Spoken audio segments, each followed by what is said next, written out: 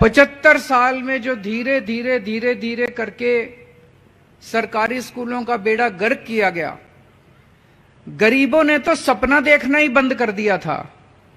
गरीबों के बच्चों ने तो सपने देखने ही बंद कर दिए थे। उनको तो लगता ही नहीं था कि हम भी कुछ बन सकते हैं। जिस शख्स ने, पता नहीं, कुदरत कहते हैं ना, समय एक जैसा नहीं रहता, समय बदलता है। तो अपने देश का भी समय बदल रहा था। देश की किस्मत थी कि मनीष सिसोदिया जैसा शख्स आया और उसने दिल्ली के अंदर ये शिक्षा क्रांति करके दिखाई। और आज दिल्ली की देखा देखी पूरे देश में गरीबों के बच्चे सपने देखने लगे। उनको लग रहा है एक दिन हमारे राज्य के अंदर भी ठीक होगा सब कुछ। उस राज्य के लोग सोचते हैं एक दिन हमारे यहां भी अब स्कूल ठीक होंगे, हमारे यहां भी स्कूल ठीक होंगे, जैसे दिल्ली में हुए हमारे भी स्कूल ठीक होंगे। पूरे देश के अंदर एक उम्मीद पैदा हुई है।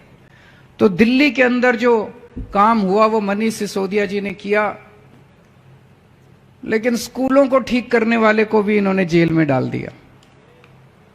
बताओ, स्कूलों को ठीक करने वालों को, गरीबों के बच्चों को पढ़ाने वालों को कौन जेल में डालता है? कहते हैं मनीष सिसोदिया ने भ्रष्टाचार करा। मैंने कहा जी, भ्रष्टाचार करने वाला तो रात को बैठ के जो भी पैसे कमाएगा, करोड़, 2 करोड़, 100 करोड़, 200 करोड़, वो रात को बैठ के दारू पिएगा, गलत काम करेगा।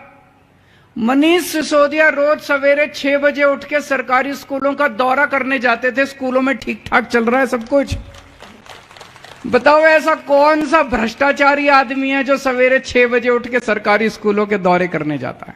हो सकता है कोई भ्रष्टाचारी आदमी बच्चों के स्कूलों के लिए काम नहीं करता। कोई भ्रष्टाचारी आदमी दौरे करने नहीं जाता सरकारी स्कूलों के।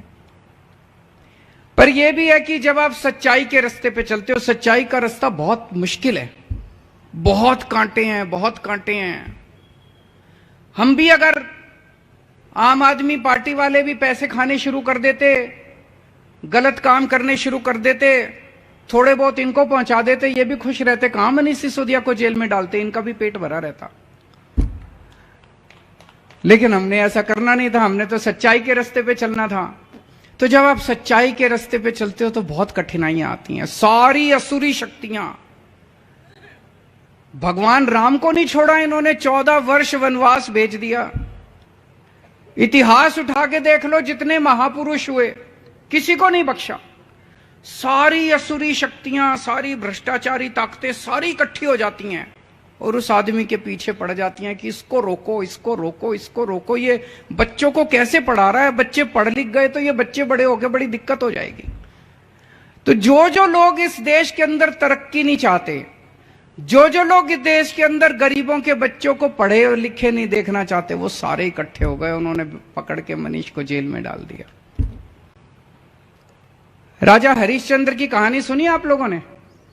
सुनी है? कितना बड़ा राजा था, कितना सत्यवादी राजा हरिश्चंद्र कहते हैं हम लोग। कितना बड़ा राजा था। कहते हैं कभी झूठ नहीं बोला उन्होंने, इसीलिए कहते हैं सत्यवादी राजा हरिश्चंद्र की।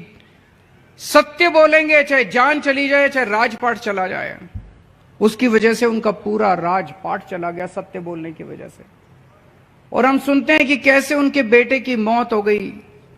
और जब उनकी पत्नी जो है शमशान घाट पे अपने बेटे को जलाने के लिए गई, तो वहां पे राजा हरिश्चंद्र जो है उनका राजपाट चला गया था। शमशान घाट की जिम्मेदारी उनकी थी, लेकिन उन्होंने अपनी पत्नी से अपने बेटे का भी कर लेने से नहीं छोड़ा। ये हालत हो गई थी। तो प्रकृति जो है सत्य बोलने वालों की परीक्षा लेती है। भगवान जो है वो सत्य बोलने वालों का, सच्चाई के रास्ते पे चलने वालों की परीक्षा लेता है। हर एक की जिंदगी में ऐसे पल आते हैं जब भगवान कड़ी परीक्षा लेता है। मनीष जी की भी परीक्षा ले रहे हैं भगवान। और मुझे पूरा यकीन है कि मनीष जी जैसे अब आपके बच्चों के नंबर अच्छे आते हैं, आपकी तरह बच्चों की तरह अच्छे नंबर लेके परीक्षा में पास होंगे और भगवान उनसे संतुष्ट होंगे। और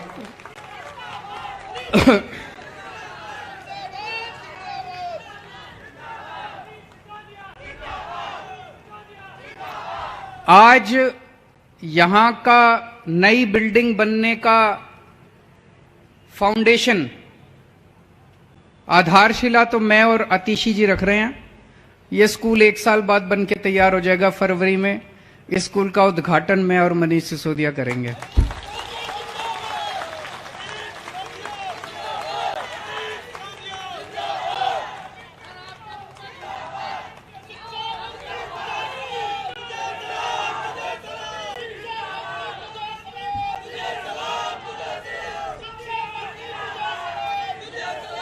आप सबके बच्चे खूब, मैं अभी अतिशी जी से बात कर रहा था, इस स्कूल में लिफ्ट भी लगेगी।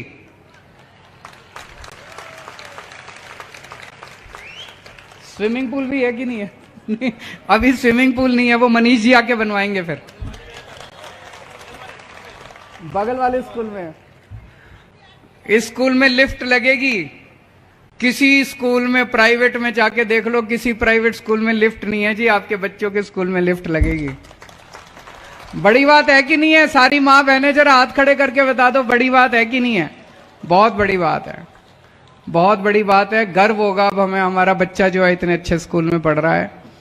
2 मेहमान आएंगे, घर में रिश्तेदार आएंगे तो कॉलर चोरी करके कहना हमारा बच्चा इस स्कूल में पढ़ रहा है। दिखा के लाना उनको स्कूल, देखो जी हमारा बच्चा इस स्कूल में पढ़ रहा है।